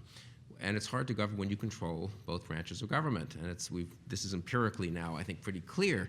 You know, the Democrats controlled both branches from 77 to 80. That didn't work out very well for them. They controlled both branches in 93, 94. That didn't work out well. And the Republicans controlled both branches in 03 to 06, and that didn't work out very well. Voters do hold you to a higher standard when you're in charge of both branches. Now, need those things have failed? Did Bush was 05, 06 inevitable? I mean, the catastrophic calculation of going with thinking you had a mandate for Social Security reform after an election in which it wasn't even discussed, then going with them. I mean, but look, good people. I mean, Karl Rove's is a smart guy, and he thought he could do it. And then going with immigration. And again, they had a theory of how they knew there were a lot of people against immigration in the House. They had a theory of how they were going to handle that, as Obama does with health care, and they passed something through the House they had a complicated conference theory of how that was going to work. And then Katrina and Iraq going south and a million other things. But it's hard to govern when you have both parties, and I think Obama is finding that. And he thought that dynamic of the explanation, if you talk to smart Democrats, is, well, 93, Clinton got 43% of the vote. The Republicans lost, the Democrats lost seats in the 92 election. He had no momentum of the kind we have after 06, 08. Carter was like a post-Watergate fluke, and then he messed up, and Bush got 51% of the vote, and the Republicans picked up nothing in 04. So we have momentum in a way that Bush didn't in 05, in a way that Clinton didn't in 93, in a way that Carter didn't in 73. We're LBJ, we're Roosevelt, we can do it, and we'll see. I mean, that's not a crazy thought of them to have, but that's clearly what I know Rahm better, so I won't speak for the president, but I'm pretty sure it's what the president thinks, but it's certainly what Rahm thought in the aftermath of the election and what he hoped to accomplish. But it turns out to be harder to do than you think. And we then sit there afterwards and say, well, this was a tactical error to write the legislation as Hillary Clinton did, or not write the legislation as Obama did on health care. And it turns out that maybe we're overdoing the tactical errors and underdoing the extent to which the system makes it very hard with the complex kinds of public policy issues we're dealing with to really pursue a partisan agenda, even if you control the other house. And final point, it's just a fact. This is where I would be really worried if I were Rahm. I mean, maybe they can get health care through on a partisan vote in both bodies, conference it, get it out, and live to speak about it and not lose 40 seats in the House in 2010. But it just never happened. No major piece of domestic legislation, I think this is true, has passed on a pure partisan vote. Now, usually there's one party, EJ's right about this, that pushes it, and the other party kind of goes along, half of the other party or a third of the other party goes along. But Social Security, Medicare, Americans with Disabilities Act, even the Bush tax cuts, I mean, it's very hard to think of something big that has gone through on a real, Reagan's tax cuts, they got 70 Democrats in the House. I just think the price they will pay for having done the stimulus in a partisan way and then health care in a partisan way, it's very hard to sustain that, no matter how big your majorities in both houses. Would you jump in, and then we'll take some questions from Yeah, the I floor. wanted to answer the foreign policy question, but just 2 quick points. On the congressional seats, I do think, I agree with Elaine that there is some pressure in the primaries. There are a lot of one-party seats, but David Winston, a very smart Republican pollster, has huge admiration for Rahm Emanuel. And the reason he does is because he said in 2006, Rahm Emanuel saw that the Democrats couldn't win the House if they just concentrated on the seats that were described as swing. So he broadened his map to say, if we have any kind of decent nights, we can reach over into seats that people thought were unwinnable. And there's been a huge shift from 2004 to 2008. Second point, in terms of this, you don't pass it without Republicans. We used to have a Congress that had Republicans who were socialists in it. I mean, George Norris, the New Deal Congresses, the Republicans who voted for Social Security tended to be to the left of a lot of the Democrats, so that the fact that this is not going to be bipartisan, I don't think is about the legislation. It's about this ideological purification in both parties. And you know what? On health care, you do it Hillary's way, you do it Obama's way. It's just really, really hard. It is no accident that Teddy Roosevelt couldn't get it, Franklin Roosevelt didn't get it, LBJ settled for Medicare. It's just really hard to do. On foreign policy, I think that you have moments of bipartisanship and moments of partisan division, depending on how the alignments within the parties work. Simple schema, not perfect. Conservatives are divided among realists, neocons, and isolationists. Isolationists, a rather small group. The neocons had the advantage over the realists on the whole during the Bush administration, particularly the first 4 years of the Bush administration. Liberals divided, non-interventionists, realists, and a kind of humanitarian intervention wing that was driven more toward realism by what Bush did as president. For now, it's a smaller wing.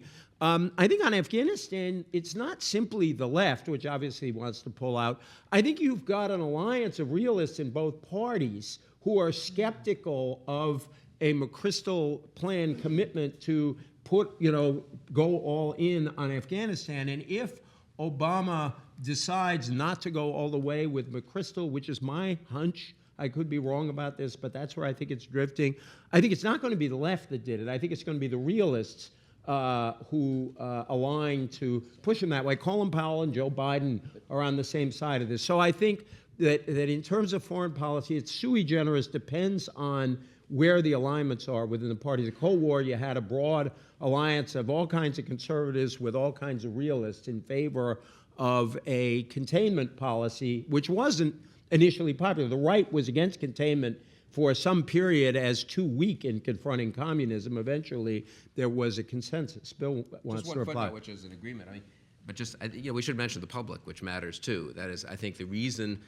One reason many people are rethinking Afghanistan in Congress, mostly Democrats, but some Republicans, is that public opinion is not friendly to the notion of increasing troop levels there. The main reason healthcare is in trouble is that the public, rightly or wrongly, and you can blame Glenn Beck or whoever you want, but the public is not very supportive of President Obama's plan. I mean, when they're asked the most straightforward question, do you support the Obama plan or the Democratic plan or not, it's 37-41, whatever it is.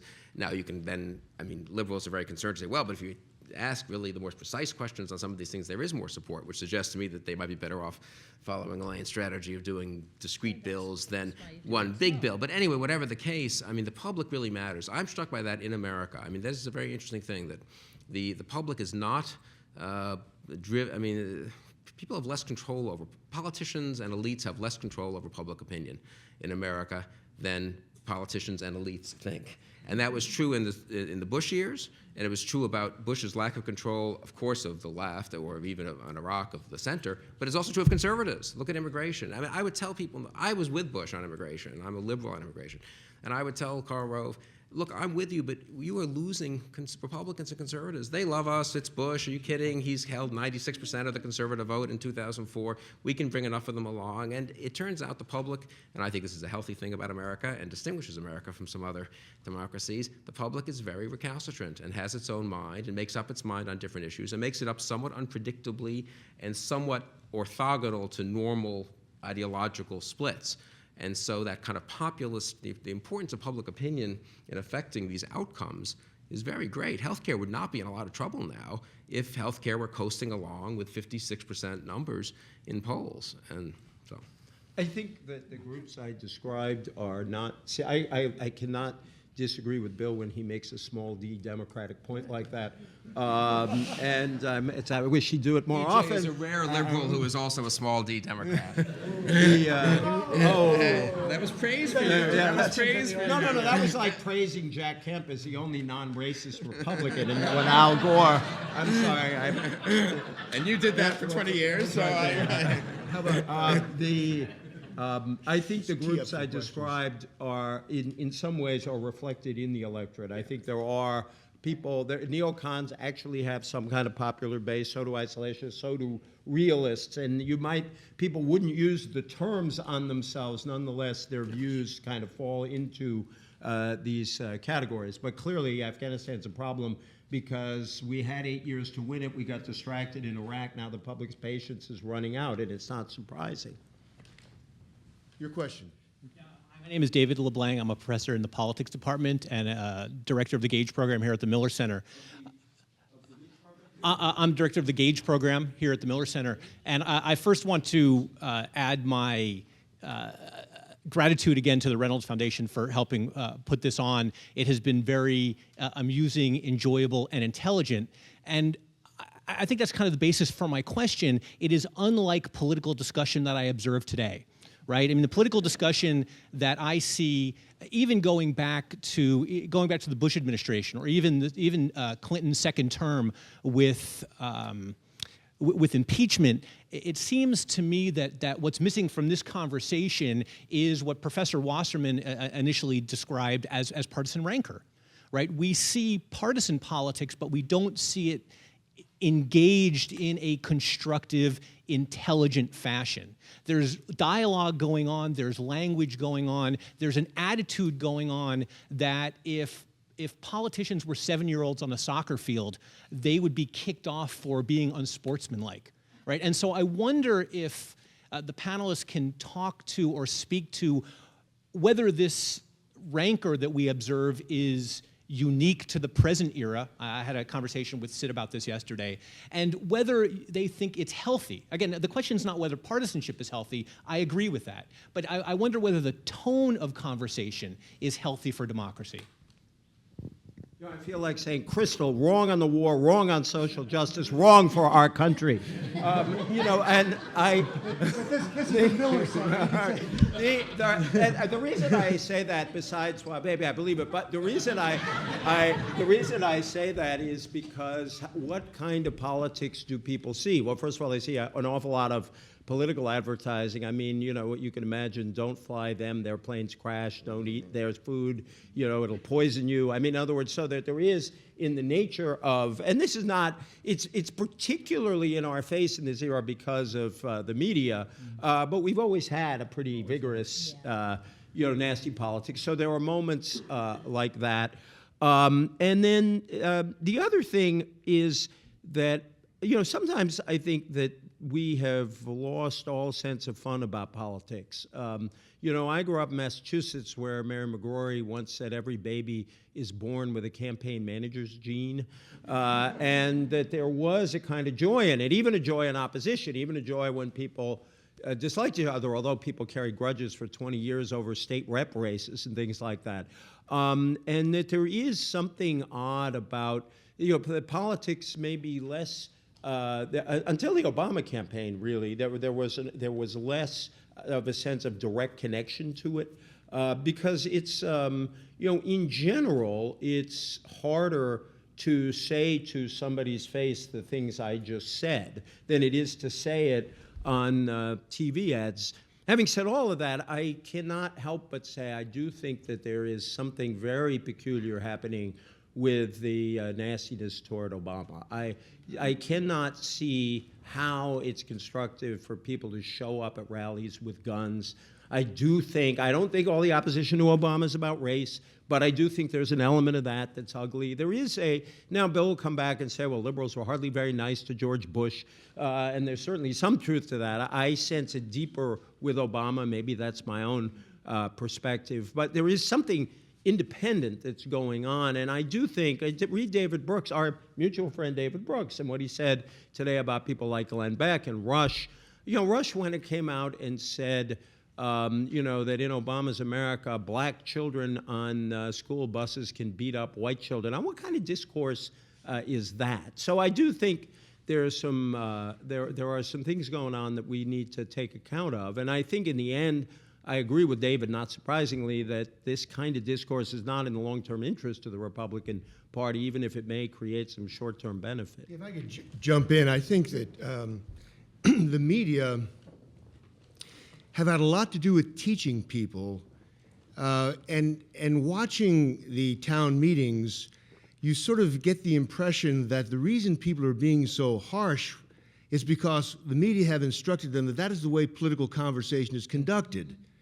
And the whole style of appropriate public comportment has been heavily influenced by essentially people trying to be colorful and trying to be controversial and flamboyant on TV, and other people watching and say, well, that's how you talk about public policy. You abuse you think of the worst things you can say, the invective, you come up with something colorful and abusive about the person you're talking to, and then they return in kind. And I think there has been a shift, and I blame the media very much.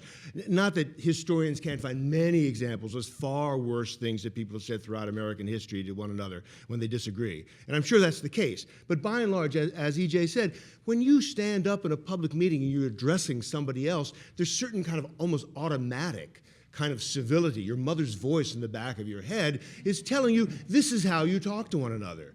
And there's a respectfulness that naturally cuts in. And I've seen the media basically instruct people that's no longer appropriate. That's no longer how it's done. 5 seconds. I disagree. Well, first of all, I want to say I like the Kristol wrong on the war. I don't agree with that. Wrong on social justice. That I wear as a badge of honor, and say social justice is a term that is very disconnected from actual justice. But anyway, like I said, so he's wrong on social justice. I'm going to run under that banner. Wrong on social justice, and I think that would be a strong campaign platform. I don't know. I'm pro-media. I'm against this radical ahistoricism where we're going to pretend. Gee, there've never been really rabid talk show hosts in America before. There've never been. I never heard of any radio personalities being irresponsible or incendiary. I mean, who's the most famous radio personality of the 1930s? Right. Is he more reasonable? Was there no appeal to base prejudices? Much more explicit appeal to base prejudices there than anyone today, incidentally. I just think I honestly think this is a historical question. We can go down and sort of figure out how much rancor there was. I mean, the idea that race is a problem for Obama, this was a country in which segregation was legal and there were very fervent defenders of it, and people made a fortune as defenders of it 40, 50 years ago. So we're going to say, well, in the old days, everyone was very polite, except you were allowed to publicly stand up and say that one race was inferior to another. You were publicly allowed to publicly stand up and say the Jews were getting us into a war. These people had huge audiences, and now we're all going to have a heart attack because there's some wackos who have websites and because talk radio is a little hyper. Now, EJ and I could endlessly debate who's more responsible, left and right. I would say this kind of people sitting in universities feeling feeling superior to the media should be careful too, because the level of discourse in universities has dropped radically and is totally irresponsible. I mean, where are the people who are the 9/11 conspiracy theorists? Half of them are professors at major universities. Yes, sir. Your question. There is a major structural problem that hasn't been mentioned that is relatively new in our system. And if it weren't for that structural problem, we would probably have a major health reform legislation through Congress today. and that is there is no longer majority rule in the Senate. It is minority rule. There is, this is Harry Reid's decision to amend the Constitution to require 60 votes before anything is even considered. By the way, I have an op-ed piece in the New York Times back in May of, you can see it for free. It's David Repass, Google New York Times, and back in March I had a editorial which talked about the filibuster and in anticipation of what was going to happen, for example, to health care. But at any rate, what this means... When was there a majority rule in the Senate? When filibuster successfully blocked civil rights legislation? When in the 50s and the early 60s? When in 1978, 79, Orrin Hatch successfully filibustered major labor legislation? The filibuster has gone on forever. They used to make them go to the floor. There is no... Well, the point is that now, in the current situation, there is no filibuster. And it does... 60 votes... But the fact is, you used to need 67 votes. I mean, it's a historical question. If I can complete my remarks, there would be 51 Democrats today out of the 60 who would vote for a strong health care legislation. I think we have to talk about the filibuster and the situation today, and that's what this whole panel is about. What has changed in the modern era? This could be changed overnight. The argument is, of course, if you allow a filibuster to take place with the opposition holding the floor for even several weeks until they run out of phone books to read or whatever, that would delay things in the Senate. Well, I think I haven't seen a lot of speed in the Senate for a long time, and we're now talking about November before they're going to consider a very watered-down bill. So that's not an argument. Anyway, Harry Reid could change this overnight. I would just respond quickly to that. Bill's right, filibusters have been around a long time, but I think in the past, that is up through until about 2 decades ago.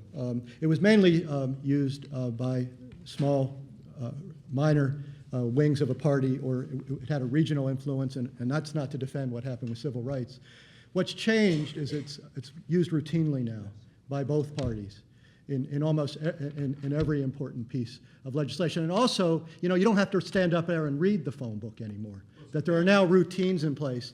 You don't have to be a tough person anymore to filibuster like you had to be. So I do think it's become a regular partisan tool, and as such has become a menace that it wasn't before. It's not a menace. I mean, look, it's a complicated issue. If you really sat down and tried to figure out systematically, is the majority leader of the Senate weaker or stronger today than he was 20 years ago, 40 years ago, 60 years ago, 80 years ago? And the general answer would be stronger. The filibuster is more routinely used on less important things, and you need 60 votes to pass anything, so it blocks a few nominees who might not have been filibustered in the old days. But for major legislation, which I believe is how this was introduced, like health care, that is exactly what the filibuster was always used for, and it was stronger because you only needed 34 senators, and it was used unembarrassedly to block extremely important legislation for which, unlike on health care, there was clear national popular support, and was used purely to defend the interests of a region, which is less defensible, it seems to me, than defending a point of view that half the public seems right now to have. So and you had incredibly strong, as James McGregor Burns and others argued, committee chairmen who could unilaterally block things from coming to the floor when the speaker and the majority leader had very little influence on who those chairmen were. So I don't have a view myself. I'm open to the notion that we should have a 51 vote rule. I don't know, I haven't thought through the pros and cons of that, but I'm just saying as a historical matter, the notion that the leadership is too weak and that it is easier to block legislation than it used to be, I believe is not true. Yes, Elaine? I was just going to say, look, I mean, the way this has always happened in the past is you get a rule, right? And the vote on the rule is always different, or can be different than the vote. Now, the discussion underway right now is, do they do health care on reconciliation? and which they can do. But that goes back to sort of the discussion we've been having about the Democratic caucus, right? Are there people who are marginal or fear for their reelection who will feel comfortable voting on a rule to put the bill on reconciliation, and therefore then can vote against the actual bill when it comes on to reconciliation? And I think that's always part of the calculus. I think this goes back to Jack Kennedy getting a rule out of the House Rules Committee on Civil Rights. I mean, that the procedural rules and the substantive rules have always been in a delicate dance. They allow people to kind of have it both ways, and they allow political parties to have it both ways. They allow you to vote for it and then vote against it. And this is, I think, one of the discussions going on right now. I just saw Howard Dean on TV a couple days ago arguing that Democrats ought to vote for the rule to put it on reconciliation, and therefore they would only need 51 votes. And Hold on. I want to defend your view. Can you? I think the gentleman is right that what we've done is we've routinized 60 votes. We've created an unconstitutional supermajority requirement in the Senate. The old filibuster. An institution which is designed to be non-majoritarian already. Right. Well, no. And see, I will go you one better. If I could, I'd abolish or radically reform the Senate. Because I think that what you've got is a body. It is the most undemocratic body within a democratic system, I think, in any democracy in the world, where you can get 51 votes from states representing 18% of the population. I think it's gotten worse with the years because you've had more packed population in a certain number of states. So I think the Senate's a real problem, period. But beyond that, I think that there is a routinization of the filibuster, the 60 votes, that should have been resisted. Democrats used it, by the way, too, on certain occasions. But it's, so this is a problem that spans the parties. I think it's a very bad idea to have supermajorities most of the time. So I think you're right, and I would like to see a Senate leader on something challenge this. And the problem on reconciliation is that it's such a strange rule because some stuff has to go in a bill that deals with money. You might have to pass two separate bills, one under reconciliation and one subject to filibuster. And I think a lot of Democrats, even if they would love to pass it with 52 votes, are worried that at the end of the process you could end up with a bill with lots of holes in it, depending on what the parliamentarian did. This is all kind of wacky, I think, the way where we've gotten to a point where we've taken complicated procedural rules and made them, a friend of mine once wrote in a book, but this is like saying, why make things difficult when with just a little more effort we can make them impossible? And I think that's what we've gotten to. Can I just make one point? I mean, as a truth, and what's really going to happen in the Senate, I believe, Reid will take the bill to the floor and invoke cloture on the motion to proceed to the bill in 2 weeks, which he will get all 60 Democrats on, because that's a pure party procedural vote. The bill will make it to the floor of the Senate. There will then be a lot of amendments. Let's see what happens at that point, whether they can sustain the bill against actual amendments. Now, maybe people here think that that's also unfortunate, that they shouldn't be, that that's a modern invention, that there are a lot of amendments on the floor of the Senate, but I'm not so sure this bill can survive amendments from both sides, because I'm not sure there's a genuine majority in either House, we'll see about the House, or in the country in favor of the bill. That's the problem. If public opinion were strong, they would, you can complain if you want, people can complain about these procedural obstacles. If public opinion, if Obama had succeeded in convincing the public that we needed a 1,300-page health care bill with the provisions that this bill more or less has, and that this was the right thing to be doing now in an urgent matter, and it's an outrage. It's already October, and it hasn't passed. When does it go into effect? 2013, but hey, it's got to be passed right away. That's not terribly credible either, and I think people have some right to stand up and say, wait a second, we'd like to take longer, and we'd like to see if we can't break it into separate bills. So I don't think, honestly, it's a matter of procedure. As a Republican, as someone who favored a lot of what Bush was for, I was frustrated by the 60-vote rule, too, in that time. But I myself think it's a reasonable accommodation to, I'm less of a majoritarian probably than EJ on this. I'm open to the debate on it, but I don't think it's what the real problem is here on health care. Sandra Day O'Connor used to be the most powerful person in America. Today, Olympia Snowe is the most powerful person in America. One more question, please. Yeah, Senator. That's right. I'm Brendan Green from MIT. I'm one of the fellows this year. I take it that the main interest of partisanship is what effect varying kinds of partisanship have on policy. And that's why I'm surprised to see foreign policy mentioned so heavily by some of the speakers. I think you're looking in the wrong place if you're looking at the Congress. This unprecedented stuff that the Democrats did in 2006, 2007, they looked in Bush's eyes and they blinked. They refused to go to the mat over that. Bush got exactly what he wanted over Iraq. Now, Obama won the election. Troops are going to be in Iraq until January 1, 2012, if they leave then, right? Joe Biden's radical stripped-down counterterrorism plan in Afghanistan, it's not a troop withdrawal. It's to not do a troop increase. The new missile plan in Eastern Europe is for different kinds of ranges of missiles. The people who run American foreign policy, for good or for ill, they agree. We have bipartisanship, right? It's here. We have a consensus. So rejoice, right? Or something.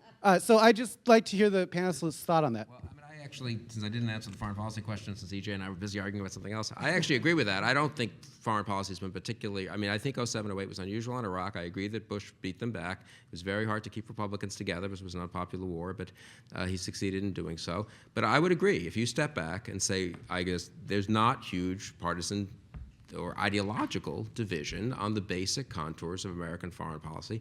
There hasn't been that much since 1989 or 91, I would say. Things flare up and parts of each party dislike aspects of the foreign policy. But I very much agree with that. There's much less dispute over the size of the defense budget now than there was 30 years ago. There's much less dispute about America's basic role in the world, I think, than there was 30 years ago. That is to say, people forget, Jimmy Carter ran on pulling out of Korea. There was a serious movement to pull out of Europe in the 70s. Actually, Jimmy Carter was on both sides of that. Okay. There's a anyway, famous Jimmy Carter story where the lack of clarity came when he said at one point, I am for a gradual, phased, long-term withdrawal from Korea. And he told another group, I'm against a precipitous withdrawal of American troops from Korea. It was consistent, but it was, anyway. Anyway, it's a longer story, but I don't want to go through everything. But I tend to agree. And I would say that it's a question of where Obama seeks to lead the country on foreign policy. And one could imagine a bigger split at some point 2 or 3 years from now, especially if a lot depends on how Afghanistan plays out and whether Biden's plan is a plan to, hold on adequately in Afghanistan or just a step on a real exit strategy where we really wash our hands of the region. That seems to me a little hard to believe, but it's not impossible. But I would tend to agree, actually, that if you just analytically step back and look for contentious votes on defense appropriations bills, on attempts to remove U.S. troops around the world, on weapons systems, there were a lot more of those votes in the 70s and 80s than there have been in the last decade, just as an empirical matter. But we were fundamentally divided on the Iraq War. That was from the beginning. Right. From the beginning, there was a significant The opposition. effect on policy. Yeah, Right. So we can be divided as we want in the Congress, but the people who actually run policy seem to agree in both parties. The people who are out of power now, who just were in power, have a lot more similarities with the people running the State Department, the Defense Department now, than the various congressional majorities have with each other. That's the point I'm trying to make. I think that your point is well taken. I think there are strong partisan differences in foreign policy, as there have been throughout American history. World War II is probably an exception to that, but Congress has its institutional responsibility in foreign policy has been, I'm choosing my words carefully here, has really really declined to a point that I find extremely disturbing. And dangerous. And the so-called Iraq resolution, it is called well, that wasn't a declaration of war or a resolution to go of war. That was a delegation to President Bush to decide when and where to go to war in Iraq, which is why John Kerry, and I think he's a complete coward to do this, said I voted not for the war. I voted because I think this power belongs to the president. Well, nobody in the Senate should say this, but the only person who criticizes this is Robert Byrd, and everybody thinks he's an old mattering idiot. And Bob Graham. 28 people voted against it. Yeah. A majority of House Democrats also voted against it. Yeah, but what happened to declaring war? I mean, this was, if you read James Madison, declaring war was kind of important. War is this true nurse of executive aggrandizement, he said. I think the larger point is there are vast areas of public life that are impervious to partisan influence. And you certainly see this in healthcare. Nobody is really seriously talking about reforming the healthcare industry. They're really going to leave the same constellation of private power that squats on healthcare now and controls price, the price of services, demand for services, and supply of services is still going to be empowered with 30 million more customers once the dust settles on this. And ditto over financial services. This supposed disaster has turned out to be a shakeout, which has gotten some weak players out of the way and left fewer people with more consolidated control over financial capital. So, and there's none of that is coming up for public policy. None of that is susceptible to partisan determination. So that's probably the subject of a different symposium. Could I make a point of another thing we didn't talk about, which is cultural wars? James Davis, this is James Davis and Hunters University. Yeah, and now some of that may be the nature of this panel, but some of it may be, I have a sense that culture wars may be abating to some degree, that those old issues they never go away, but they're becoming less salient. The story I like about this is to think about the 1928 election, which was all about prohibition and whether we should elect a Catholic. And by 1932, after the crash, those issues didn't seem so important. There was a letter writer to Jim Farley who said, I don't know why a dry Democrat is arguing with a wet Democrat over prohibition when neither of them can afford the price of a drink. And I think that the rise of these very large economic problems and a kind of groping for consensus. I mean, Obama ran as a more explicitly religious candidate, talked about religion in a very different way. Clinton was actually good at it. Nobody noticed because the Lewinsky thing kind of got in the way. But I am curious if I have a hunch that cultural politics will not be what it was in the long kind of 1980 to 2004 period. Well, and part of that is generation, as you mentioned before. It is generational.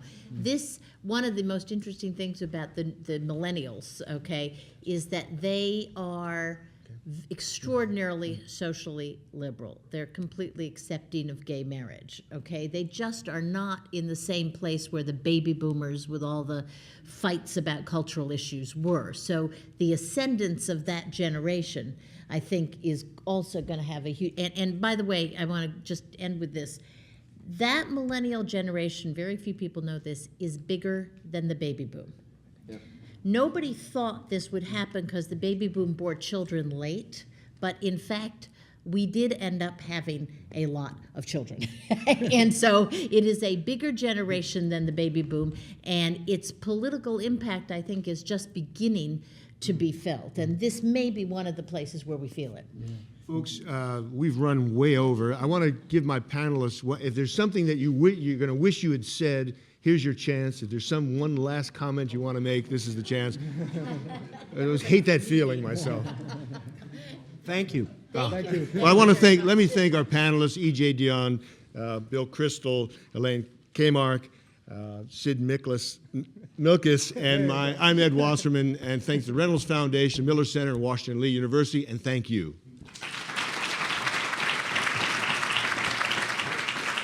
Everybody wants to come out.